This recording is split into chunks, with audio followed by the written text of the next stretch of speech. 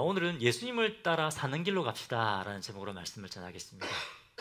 옆에 계신 분들에게 예수님 따라 사는 길로 갑시다 축복하십시오. 예수님 따라 사는 길로 갑시다. 여러분 영화 인디아나 존스 시리즈를 좋아하시죠? 모르시는 분도 계시지만 아시죠? 그 시리즈 3편 제목이 인디아나 존스와 최후의 성전입니다.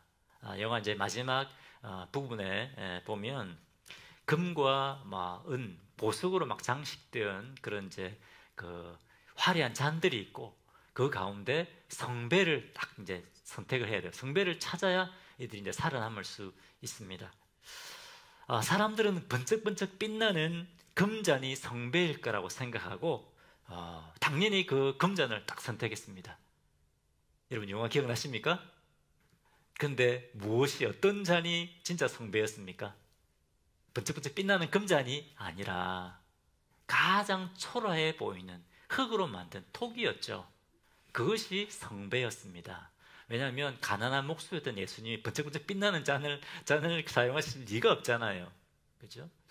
그런데 사람들은 번쩍번쩍 빛나고 화려한 것이 그것이 뭡니까? 우리에게 성공이고 우리를 행복하게 할 것이고 그렇다는 것이죠. 사람들의 시선은 거기에 맞춰집니다. 그런데 이것은 무엇을 우리에게 보여주고 있습니까? 우리 눈에 보이는 빛나고 화려해 보이는 그것이 우리에게 성공을 가져다 주고 우리를 행복하게 하는 것이 아니라는 것이죠. 우리는 이 길로 가면 사는 길이야. 이 길로 가면 나를 행복하게 해줄 거야 라고 생각하지만 그렇지 않을 수 있다는 겁니다. 마태복음 7장에 예수님이 이렇게 말씀하셨습니다. 멸망으로 이끄는 문은 크고 넓어서 많은 사람들이 그리로 들어간다. 그런데 생명으로 이끄는 문은 작고 좁아서 찾는 사람이 별로 없다. 이렇게 말씀하고 있습니다. 여러분 어떻습니까? 여러분은 지금 사는 길로 가고 계십니까? 아니면 멸망의 길로 가고 계십니까? 여러분 사는 길로 가고 계시죠? 아멘이시죠? 네. 여러분 우리의 선한 목자 되신 예수님은 우리를 사는 길로 이끄시는 분이십니다. 그렇기 때문에 누구를 따라가야 되겠습니까? 예수님을 우리는 따라가야 됩니다. 그런데 여러분 예수님 우리를 생명의 길로 이끌기를 원하시는데 우리는 때로 결정적인 순간에 예수님 따라갑니다라고 하면서 결정적인 순간에는 내 생각과 내 판단을 따라가 버리지 않습니까? 주님이 상철아 여기야 나를 따라와 이 길이 사는 길이야 라고 말씀하시는데 우리는 어떻습니까? 아닙니다 예수님 저 길이 사는 길이에요. 저 길로 가야 돼요. 그러면서 우리의 생각과 우리의 판단을 따라가 버리지 않습니까? 그런데 우리가 사는 길로 가기 위해서는 어떻게 될까요? 먼저 우리의 생각과 우리의 판단을 내려놓아야 됩니다. 그리고 예수님의 음성을 듣고 예수님이 원하시는 것으로 따라가야 합니다. 아멘이시죠? 자, 오늘 본문 22절을 보겠습니다. 예루살렘의 수전절이 이르니 때는 겨울이라. 이 수전절이 나오는데 수전절은 다른 말로 하면 하누카입니다. 유대인들이 지금도 하누카를 지키죠. 12월 되면. 이 하누카는 우리로 따지면 광복절이나 독립기념일 같은 날입니다. 유대인들이 누구의 압제를 받고 있었느냐 하면 BC 197년에 셀류쿠스 왕조의 안티오쿠스 4세가 쳐들어와서 예루살렘을 점령하게 됩니다. 사진을 한번 보여주십시오. 네, 이 사람이 이제 안티오쿠스 4세입니다. 또 보면 안티오쿠스 에피파네스라고 딱 새겨져 있어요. 에피파네스는 무슨 말이냐면 신의 현현 이런 말이에요. 뭡니까? 자기를 신으로 그죠? 자기를 신이라고 주장하는 거예요. 이 사람이 와서 예루살렘을 점령해 버렸습니다. 이 사람은 어떤 사명감을 가지고 있었냐면 헬레니즘 문화를 이 땅에 이렇게 전파하는 것이 자기 사명처럼 여겼습니다. 여러분 헬레니즘 아시죠? 다 배웠습니다. 인터넷 다시 한번 찾아보십시오. 그래서 억지로 헬라의 신들을 섬기게 만들고 이에 순응하지 않는 사람들은 죽여버렸습니다. 그리고 예루살렘 성전에서 부정한 돼지의 피로 제우스 신에게 제사를 지냈습니다. 성전을 더럽혀버린 것이죠. 유대인들도 자기들처럼 그리스의 신들을 막 섬기게 만든 겁니다. 그러니까 가만히 있겠습니까? 유대인들이 이 압제로부터 벗어나기 위해서 마카비 가문을 중심으로 이제 저항을 하게 되는데 BC 194년 약 3년 만에 이들을 다 몰아냅니다. 다 몰아내고 다시 이제 성전을 깨끗하게 정화를 하죠. 그래서 수전절이라고 합니다. 성전을 깨끗하게 정화했다고 해서 수전절이라고 합니다. 원래 성소에는 불을 꺼뜨리면 안 되죠. 항상 불이 붙어 있어야 됩니다. 그런데 이동안 성전에 불이 꺼져 있었어요. 하나님 앞에 예배를 드리지 못했어요. 근데 성전을 다시 정화하고 난 다음에 성전에 불을 다시 켰는데 성전에 기름이 부족한 거예요. 성전에 쓰는 기름은 정해져 있잖아요. 그 기름을 찾지 못했습니다. 하루밖에 안 되는 기름의 양이 있었는데 기적적으로 8일 동안 기름이 탄 거예요. 계속 불이 꺼지지 않고 탔습니다. 그래서 이것을 기념하기 위해서 이 사람들이 지금도 8일 동안 촛불을 이렇게 켜요. 한번 사진 보여주시겠습니까? 이렇게 지금도 유대인들은 이렇게 불을 켜서 8일 동안 수전절을 이렇게 한우카를 지키고 있습니다. 그래서 수전절을 또한 빛의 절기라고도 합니다. 자, 그런데 이 예수님 당시에 이 유대인들은 또 누구의 지배를 받고 있었습니까? 로마의 지배를 받고 있었습니다. 여러분 한번 생각해 보십시오. 수전절을 지킵니다. 우리가 이 안티오쿠스 4세로부터 우리가 해방되었다. 수전절을 지키고 있어요. 기념하고 있습니다. 그런데 지금은 또 로마의 압제 가운데, 지배 가운데 있는 거예요. 어떤 마음이 들었겠습니까? 우리가 이 로마도 몰아내고 또 우리가 독립을 쟁취해야 돼. 그런 마음을 당연히 갖지 않겠습니까? 하나님께서 분명히 우리에게 메시아, 그리스도를 보내주시기로 약속하셨어. 그럼 이 그리스도가 오시면 이 로마 군대를 다 몰아내고 다시 우리에게 자유를 주실 거야. 이렇게 믿었던 겁니다. 여러분 메시아와 그리스도 아시죠? 메시아라는 말은 히브리어로 구원자라는 말이고요. 그리스도라는 말은 헬라어로 그리스도라는 말입니다. 같은 뜻입니다. 그리스도. 그런데 여러분 하나님께서 이스라엘 백성들에게 그리스도를 보내주시겠다고 할 때 이 그리스도가 어떤 일을 하시는 분입니까? 오셔서 우리 죄를 위해 대신 죽으시고 십자가에 부활하셔서 우리를 죄와 죽음의 권세에서 구원해 주시는 분이에요. 근본적인 문제를 해결해 주시는 분이죠. 단순히 우리 지금 당장 필요를 채우는 분이 아니라 근본적인 문제를 해결해 주시는 분이 그리스도십니다. 하나님께서 우리에게 약속하신 분은 우리의 근본적인 죄의 문제를 해결해 주시는 구원자예요. 그런데 이 유대인들이 생각했던 그리스도는 어떤 그리스도? 우리를 로마로부터 해방시켜 주실 분, 그리고 과거의 다윗과 솔로몬 때 영광을 회복시켜 주셔서 다시 우리를 부강하게 해주실 분, 이 사람들이 기대했던 그리스도는 자기 지금 현실 문제를 해결해 줄 분이었다는 거예요. 우리의 세금을 줄여주고 우리를 배부르게 해줄, 우리를 부강하게 해줄 그 메시아, 그 그리스도를 기다리고 있었다는 겁니다. 하나님께서 보내주실 그 그리스도와 전혀 관계없는 자기들 생각에 지금 사로잡혀 있는 겁니다. 그러니까 예수님이 그리스도라는 사실을 받아들일 수가 없는 거예요. 왜냐하면 자기 생각이 너무 강하니까. 이미 자기들은 그리스도에 대한 자기들 생각으로 가득 차 있어요. 그러니까 예수님을 받아들일 수 없는 거예요. 그리고 예수님이 그리스도가 될 수가 없는 거예요. 그래서 24절 보겠습니다. 유대인들이 에워싸고 이르되 당신이 언제까지나 우리의 마음을 의욕하게 하려 하나이까? 그리스도면 밝히 말씀하소서 하니. 뭡니까? 예수 당신이 진짜 그리스도가 맞소. 그렇다면 우리가 기대하는 그 모습을, 그리스도의 모습을 좀 보여보시오. 그런 거예요. 이 유대인들은 지금 자기들 생각과 판단에 사로잡혀서 예수님을 완전히 제한시켜 버리고 있는 겁니다. 믿지 못하는 거예요. 그러니까 예수님 이것에서 이렇게 말씀하십니다. 25절 보겠습니다. 25절 같이 읽어보겠습니다. 시작. 예수께서 대답하시되 내가 너에게 말하시되 믿지 아니하는도다.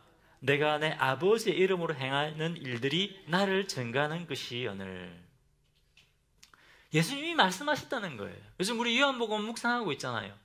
예수님이 계속 말씀하시죠. 내가 하나님의 아들이다. 계속 말씀하세요. 근데 이 사람들이 아무리 말해도 듣지 않는 거예요.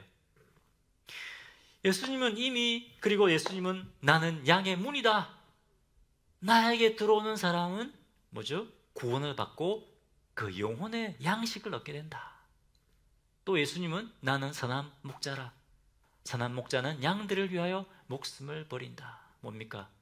예수님은 선한 목자로 오셔서 우리 죄를 위해 십자가에 죽으시고 우리를 구원하셔서 우리를 하나님의 존귀한 자녀로 삼으시는 분이라는 것입니다. 뿐만 아니라 우리를 붙드시고 우리를 지키시고 보호하시고 주님의 나라까지 이끄시는 분이다라는 겁니다. 여러분, 예수님은 우리를 죽음의 권세로부터 우리를 구원하기 위해 오셨습니다. 근본적인 문제를 해결하기 위해 오셨습니다. 여러분, 영양실조 걸리면 막 빈혈이 생기잖아요. 어지럽잖아요. 그럼 어떻게 됩니까, 여러분? 머리가 아프다고 두통약 먹으면 됩니까? 영양실조에 두통약 먹는다고 근본적인 문제 해결되는 거 아니에요. 영양실조 걸리면 어떻게 됩니까? 영양을 보충해야 되죠. 그래야 회복되는 거 아닙니까? 마찬가지입니다. 우리의 근본적인 문제는 죄의 문제입니다. 예수님 우리의 영혼을 구원하기 위해 오신 겁니다. 당장 육신의 필요를 채우기 위해 오신 분이 아니라는 것이죠. 그리고 예수님 오셔서 자신이 그리스도라는 표적을 계속해서 보여주셨습니다. 2달 전에 초막절에 예수님이 누구를 고쳐주셨습니까? 태어나면서부터 소경이었던 사람을 고쳐주셨습니다. 이거는 그리스도만 할 수 있는 일이에요. 아무리 지금 과학이 발달해도 태어나면서 소경된 사람 고칠 수가 없어요. 근데 이사야에 보면요, 그리스도가 오면 맹인이 눈을 뜰 것이다. 이 말씀이 한 번, 두 번 나오는 거 아니에요. 여러 번 나와요. 그리스도가 오면, 하나님께서 보내주시는 그리스도가 오면 맹인이 눈을 뜰 것이다.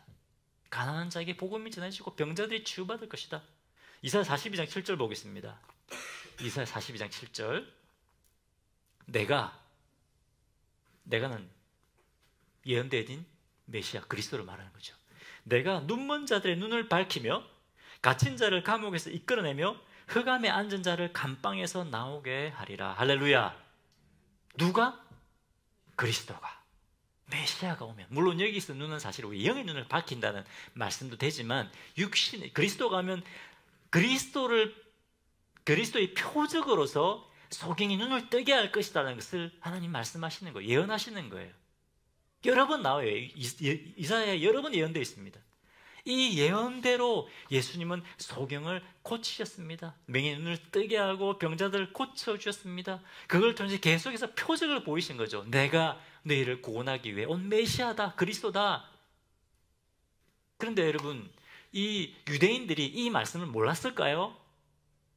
성경의 박사들인데, 모세오경을 외웠던 사람들인데 이 성경 구절을 몰랐을까요? 이 성경 말씀을 지식으로는 다 알고 있었어요. 모르는 사람들이 아니에요. 그런데 이것을 하나님의 말씀으로 받지를 못한 거예요. 하나님의 음성을 듣지 못한 거예요. 왜? 자기 생각이 너무 강하니까. 그리스도는 와서 로마의 군대를 몰아내고 우리를 구원할 뿐이야. 우리의 육신의 필요를 채워줄 뿐이야. 자기들 생각이 너무 강하니까 이 성경 지식이 있음에도 불구하고 하나님 말씀이 들리지 않는 겁니다. 그리고 예수님을 죽여버리려고 하는 거예요. 이에 대해서 예수님이 이렇게 말씀하십니다. 26절, 27절입니다. 같이 읽어보겠습니다. 시작. 너희가 내 양이 아님으로 믿지 아니한도다. 27절. 내 양은 내 음성을 들으며 나는 그들을 알며 그들은 나를 따르느니라. 예수님의 양은 어떻게 한다고요? 누구의 음성을 듣는다? 예수님의 음성을 듣고 누구를 따른다? 예수님을 따라간다는 겁니다. 예수님을 알고 예수님의 음성을 듣고 예수님을 따라간다는 겁니다. 하지만 너희는 내 양이 아니기 때문에 내 말을 듣지 않는다. 나를 따라오지 않는다. 지금 무엇을 따라가고 있습니까? 예수님의 음성을 듣고 예수님을 따라가는 것이 아니라 자기 생각과 자기 판단을 따라가고 있는 겁니다. 그러니까 성경 말씀을 지식적으로는 알고 있지만 하나님의 말씀이 들리지 않는 거예요. 하나님의 뜻을 깨닫지를 못하는 겁니다. 그렇기 때문에 이들이 예수님을 대면하에 만났음에도 불구하고 예수님이 주시는 구원의 은혜를 경험하지 못하는 겁니다. 예수님을 따라 사는 길로 가는 것이 아니라 자기 생각과 자기 판단을 따라 어디로? 멸망의 길로 가고 있는 겁니다. 여러분, 이건 우리도 마찬가지입니다. 우리도 예수님보다 우리의 생각과 우리의 판단을 앞세워서 우리의 생각과 판단을 따라가고 있지 않는가 하는 걸 돌아봐야 됩니다. 예수님은 상철아, 이 길이 사는 길이야. 이 길로 가야 돼 말씀하시는데 우리는 어떻습니까? 마치 저 길로 가야 사는 길 같죠. 주님이 이끄시는 길로 가는 것이 아니라 내가 원하는 길로 가려고 할 때가 많지 않습니까? 예수를 믿는다고 하는 우리 성도들이 결정적인 순간에는 뭡니까? 딱 보고 세상적인 판단을 하는 거예요. 세상적으로 딱 보니까 예수님 따라가면 망할 것 같고 죽을 것 같아요. 그러니까 어디를 택하죠? 세상의 기준으로 저 길로 가면 살겠다. 저걸 해야지 선택을 하게 된다는 거죠. 그러면 우리는 예수님의 말씀이 들리지 않습니다. 예수님은 생명의 길로 우리를 끌기 원하는데 우리는 자꾸만 뭡니까? 세상의 길, 죽음의 길로 가게 된다는 겁니다. 베드로전서 2장 11절에 이렇게 말씀하고 있습니다. 지난주 우리 배웠죠. 영혼을 거스려 싸우는 육체의 정욕을 제어하라 이렇게 말씀하셨습니다. 왜? 우리 성도들은 이미 예수님 믿고 구원받았지만 여전히 우리 안에 뭐가 있다고요? 우리 육신의 욕심을 따라 살고자 하는 마음이 있다는 거예요. 끊임없이 그런 욕심이 일어난다는 거예요. 바로 이것도 마찬가지입니다. 끊임없이 우리는 우리가 옛날에 살아왔던 방식으로 살려고 합니다. 주님은 상처야 이 길이야, 이 길로 와 하는데 우리는 계속 어디로 가려고 한다고요? 세상을 쫓아가려고, 내 생각과 내 판단을 쫓아 살려고 하는 것들이 우리에게 있다는 겁니다. 그렇기 때문에 우리는 어떻게 해요? 주님을 따라가야 되는 겁니다. 내 생각과 내 판단을 내려놓고 주님을 우리는 따라가야 되는 겁니다. 여러분, 주님 따라갑시다. 아멘이십니까? 내 생각과 내 판단이 아니고 많은 사람들이 결정적인 순간에 성경 말씀 제쳐놓고 자기가 원하는 대로 갑니다. 우리는 여러분 결단해야 돼요. 자, 그럼 우리가 결단하고 그럼 우리가 어떻게 해야 될까요? 먼저 누구의 음성을 들어야 될까요? 예수님의 음성을 들어야 됩니다. 예수님의 내 양은 내 음성을 들으며 라고 되어 있습니다. 우리가 예수님을 따라가기 위해서는 예수님의 음성을 들어야 됩니다. 내 생각과 내 판단을 내놓고 예수님의 음성을 들어야 됩니다. 많은 사람들이 하나님께 묻지도 않고 그냥 결정해버려요. 묻지도 않고 결정해버립니다. 근데 우리는 매일매일 어떻게 된다고요? 매일매일 예수님의 음성을 들어야 됩니다. 그래서 여러분 매일매일 우리 큐티해야 되는 거죠. 큐티. 아무것도 아닌 것이 아니에요. 매일매일 우리 하나님 말씀을 들어야 주님이 이끄시는 곳으로 갈 수가 있어요. 주의 말씀 듣지 않으면 우리 세상으로 길 잃은 양이 되고 마는 겁니다. 주님의 음성을 듣고 주님을 따라가야 되는 겁니다. 특별히 우리가 중요한 결정을 내릴 때 매일매일 우리가 주님의 뜻 안에 갈 뿐만 아니라 특별히 중요한 결정을 내릴 때 여러분이 기도하고 주님의 뜻을 구하고 가야 됩니다. 어떻습니까, 여러분? 여러분 머리로 계산하지 않습니까? 머리로 계산해서 이렇게 할까 저렇게 할까? 아, 이것이 유리하구나, 이렇게 하자.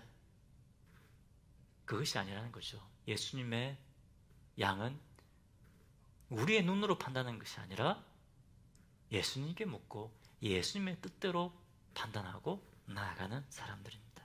아멘이십니까? 왜냐하면 우리의 참 목자는 예수님이고 우리는 예수님의 양이기 때문에 그렇습니다.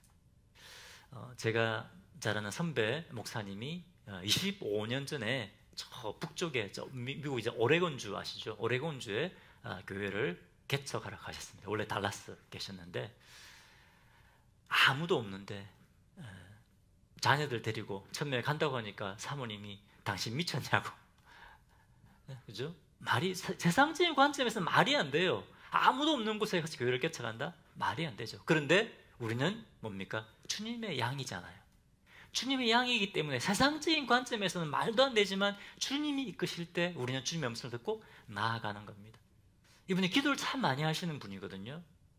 기도를 많이 하세요. 굉장히 기도를 막 하고 있는데 기도하면 하나님 사람들을 보내주시겠지 막 기도하는 거예요. 그런 분들 많이 있죠. 기도하면 사람 다 보내준다, 그런 분 있잖아요. 근데 막 기도를 하고 있는데, 기도하고 성경을 막 읽는데 이런 마음을 주시더래요. 성경 읽다 보면 복음을 전하는 말씀이 막 나오잖아요. 성령께서 이런 마음을 주셨대요. 감동을 주셨대요. 너 앉아서 기도만 하면 되겠니? 다 같이 전도를 해야지. 또 교회를 알려야지. 그래야 사람들이 알고 찾아오지. 이런 마음을 성령님이 주셨다는 거예요. 근데 그 마음을 주셨으면 그냥 죽지 앉아서 기도만 했다면 아무 일도 일어나지 않았을 거잖아요. 이제 그 말씀 듣고 지금은 전화번호부가 잘 없잖아요. 근데 그때는 25년 전에 옐로우 페이지, 뭡니까? 옐로우북. 거기 보면 사람 이름하고 전화번호 다 나와요. 펴보면 한국 성들 김, 미 다 나오잖아요. 그걸 다 골라가지고 이제 뭡니까? 교회 전단지를 해서 딱 보내려고 하는데 우표값만 발송하는 데만 1,000불이 넘더래요. 교회 개척하는 목사가 성도도 없는데 무슨 돈이 있겠어요. 그런데 우리 남침여교에서는 교회 개척을 위해서 지역마다 기관들이 있어요. 어소시에이션에서 도와줘요. 연락이 온 거예요. 필요한 거 없냐? 우리 교회를 소개하는데 돈이 1,500불 필요하다. 그러니까 우리가 보내주겠다는 거예요. 우리가 보내주겠다. 25년 전인데 지금 25년 전 1,500불 같으면 지금 뭐 한 4,000불 안 되겠습니까? 물가가 2배, 3배 올랐으니까. 무슨 돈이 있겠어요?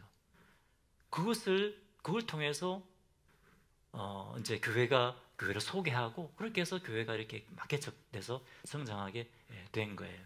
뭡니까? 내 생각과 내 판단이 아니라 뭡니까? 우리의 목자 되신 주님의 음성을 듣고 주님을 따라가는 거예요. 할렐루야. 그때 주님이 우리를 통해 일하고 역사하는 겁니다. 우리가 주님을 따라, 예수님을 따라 사는 길로 가기 위해서는 어떻게 해야 된다고요? 내 생각과 내 판단, 주님보다 앞서는 내 생각과 내 판단을 내려놓아야 됩니다. 그리고 양은 목자의 음성을 듣고 목자가 이끄는 곳으로 가는 겁니다. 예수님 따라갈 때 우리는 사는 길로 가는 겁니다. 할렐루야. 예수님 따라갈 때 열매 맺는 삶을 살게 됩니다. 우리 자신을 한번 돌아보십시오. 나는 지금 내가 세운 계획, 내가 하려고 하는 것들 주님께 기도하고 주님의 음성을 따라가고 있는가, 아니면 내 생각대로 하고 있는가 돌아보시고 여러분 주님을 따라가는 양들 되시기 바랍니다. 자, 두 번째, 우리가 예수님을 따라 사는 길로 가기 위해서는 우리 선한 목자 되신 예수님이 우리에게 영생을 주신 것과 또 우리를 완벽하게 보호하실 것을 믿어야 됩니다. 아멘이십니까? 그걸 믿어야 양을 따라갈 거 아닙니까? 목자를 따라갈 거 아닙니까? 이 목자가 나를 완벽하게 지켜줄 것이라는 확신이 없는데 그 목자를 따라가겠습니까? 근데 우리 예수님은 어떤 분이라고요? 선한 목자십니다. 나는 선한 목자라. 나는 양들을 위하여, 선한 목자는 양들을 위하여 목숨을 버린다. 예수님 우리를 구원하기 위해 목숨까지 버렸을 뿐만 아니라 우리를 지키고 보호하시기까지 죽으시기까지 우리를 지키시고 보호하시는 분이십니다. 할렐루야. 자, 28절 보겠습니다. 같이 읽어보겠습니다. 시작. 내가 그들에게 영생을 주노니 영원히 멸망하지 아니할 터일 것이요 또 그들을 내 손에서 빼앗을 자가 없느니라. 내가 그들에게 영생을 주노니, 여기서 나는 누굽니까? 예수님, 선한 목자 되신 예수님. 그들에게 영생을 주노니 영원히 멸망하지 아니할 터요. 여기서 영생을 주노니, 이것은 헬라어로 현재형입니다. 상태를 말합니다. 뭡니까? 이미 영생을 주었다는 거예요. 주어졌다는 거예요. 예수님을 따르는 양들에게는 이미 영생이 주어졌다 상태예요. 그리고 영생을 주었기 때문에 영원히 멸망하지 않는다는 겁니다. 뿐만 아니라 무엇이 우리를 예수님의 손에서 빼앗아갈 수 있다고요? 어떤 것이 빼앗아갈 수 있습니까? 재정적인 어려움이, 건강을 잃은 것이, 무엇이 우리를 빼앗아갈 수 있다고요? 아무것도 없다는 거예요. 내 손에서 빼앗아 올 자가 없다라고 분명히 우리에게 말씀하고 계십니다. 요한복음 10장 10절 아까 말씀드린 것처럼 난 선한 목자라. 선한 목자는 양들을 위하여 목숨을 버리거니와. 여러분, 예수님 우리를 구원하시기 위해서 자기 목숨까지 버리신 분입니다. 할렐루야. 우리가 그런 사랑을 받고 있어요. 여러분, 옆에 계신 분들이 축복하십시오. 예수님의 목숨 바친 사랑으로 사랑받고 있습니다. 축복하십시오. 예수님의 목숨 바친 사랑으로 사랑받고 있습니다. 할렐루야. 아멘이십니까? 이런 사랑을 받고 있어요. 나도 좀 사랑받았으면 좋겠다. 나는 사랑이 부족해. 나는 사랑이 결핍되어 있어. 그런 분 계십니까? 지금 주님의 엄청난 사랑을 받고 계세요. 다시 한번 축복하십시오. 형제님, 자녀님, 주님의 엄청난 사랑을 받고 계십니다. 우리 집사님은 주님의 엄청난 사랑을 받고 계세요. 할렐루야. 믿으시기 바랍니다. 좀 웃으십시오, 여러분. 사랑받고 있어요. 사랑받고. 인상 쓰고 사지 마시고 사랑받고 있어요. 사랑받고. 할렐루야. 목숨 건 사랑을 받고 있는 거예요. 실패하지 않는 사랑, unfailing love, 하나님의 인자하심, 그렇죠? 지난주 베드로전서 2장 9절에 어떻게 말씀하셨습니까? 예수님이 그 피값으로 사서 우리를 하나님의 소유가 되게 하셨습니다. 하나님의 소유, 하나님의 것. 이 무슨 말이라고 했습니까? 나의 가장 소중한, 너는 나의 가장 소중한 존재야. 이것이 너는 나의 소유야. 이런 말이라는 거예요. 할렐루야. 무엇으로 하나님의 가장 소중한 소유로 사셨다고요? 예수님 피값으로. 우리 선한 목자 되신 예수님 피값으로 주님의 소중한 소유로 삼아 주셨다는 겁니다. 그렇기 때문에 여러분 어떻습니까? 치명적인 어려움과 고난이 오면 어떻게 해요? 망할 수 있다고요? 망할 수 없다는 거예요. 어떤 치명적인 고난과 어려움이 와도, 문제에 부딪혀도 우리는 망하지 않는다는 겁니다. 여러분 지금 어떤 문제를 가지고 계십니까? 건강에 대한 문제, 재정적인 문제, 어떤 문제를 가지고 계십니까? 그 문제가 여러분을 하나님의 사랑으로부터 떼어놓을 수 있다고요? 없습니다. 할렐루야. 주님이 그것을 우리에게 말씀하고 계신 거예요. 절대로 망하지 않는다. 어떤 것도 내 손에서 빼앗을 수 없다. 여러분, 우리가 예수님을 따라가다 보면 평탄한 길만 있지 않습니다. 그렇죠? 시편 23편에 보면 어떤 말씀이 나옵니까? 여호와는 나의 목자시니 쭉 나오다가 사망의 음침한 골짜기로 다닐지라도, 이건 뭡니까? 하나님 우리의 목자이심에도 불구하고, 예수님 우리의 목자이심에도 불구하고 때로는 어디로 간다고요? 죽음과 같은 골짜기로 들어갈 때도 있다는 거예요. 뜨거운 광야를 지나가게 될 때도 있다는 거예요. 우리 선한 목자 되신 예수님이 그 길로 이끌 때도 있다는 거예요. 하지만 그럼에도 불구하고 뭐라고요? 우리는 절대 망하지 않는다라고 우리에게 분명히 말씀하고 계십니다. 왜냐하면 우리 예수님이 선한 목자이시기 때문에 그렇습니다. 자, 뿐만 아닙니다. 29절 보겠습니다. 29절 다시 읽어보겠습니다. 시작. 그들을 주신 내 아버지는 만물보다 크심에 아무도 아버지 손에서 빼앗을 수 없느니라. 그들 주신 내 아버지는 만물보다 크심에 아무것도 아버지 손에서 빼앗을 수 없다. 예수님 우리를 완벽하게 보호하고 계시죠. 근데 이번에는 누가 우리를 완벽하게 보호하고 계신다고요? 만물보다 크신 우리 성부 하나님께서 우리를 지켜주고 계신다는 거예요. 할렐루야. 이건 이중으로 보호받고 있는 거예요. 먼저 누가 우리를 붙들고 계신다고요? 예수님, 성자 하나님 되신 예수님을 붙들고 계신다. 또 그 다음에 뭐라고요? 성부 하나님, 만물보다 크신 온 천지 만물을 지으신 창조주 되신 하나님께서 우리를 붙들고 계신다는 거예요. 할렐루야. 그렇기 때문에 절대로 망하지 않는다. 예수님의 양은 망하지 않는다. 예수님을 따라가는 양은 망하지 않는다는 겁니다. 할렐루야. 아까 말씀드린 것처럼 여러분, 우리가 예수님을 따라갈 때 항상 평탄한 길만 있지 않습니다. 때로는 고난이 있습니다. 그런데 여러분 생각해 보십시오. 언제 여러분 더 크신 하나님의 은혜를 경험했습니까? 고난 가운데 아닙니까? 고난 가운데? 때로는 주님 우리를 고난을 이끄실 때가 있어요. 그 고난을 통해서 우리의 믿음을 훈련시키시고 연단시키시는 거예요. 그 고난을 통해서 우리 하나님께서 우리의 고난, 우리의 문제보다 훨씬 더 크신 분이라는 것을 그 고난을 통해서, 어려움을 통해서 깨닫게 되는 거예요. 할렐루야. 그렇지 않습니까? 아무 일도 없다고 한다면 우리 목자 되신 주님이 우리 문제보다 더 크신 분인지 어떻게 알아요? 우리가 그 고난을 통과하면서 경험을 통해 알게 되는 거예요. 아, 우리 하나님은 내가 생각했던 것보다 훨씬 더 크고 위대하신 분이구나. 경험을 통해서 알게 되는 거예요.